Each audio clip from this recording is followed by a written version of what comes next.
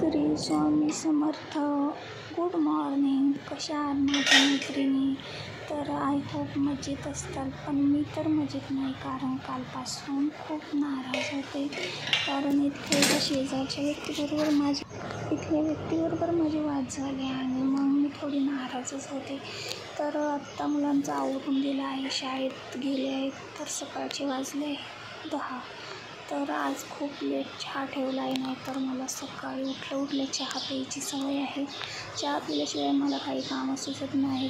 ते म्हणतात ना की आपण एखाद्या व्यक्तीला काही तल्लफ असली तर आपण नाव ठेवतो, पण आपल्यालाही तसंच आहे की आपल्या बाबतीत तसंच आहे की मला पण चहा पिल्याशिवाय काहीच काम सुचत नाही. आणि आज तर चहाला दूध पण नव्हतं, आज चहा कोराच केला आहे, पण कोरा पण चहा मस्त लागतो बरं का.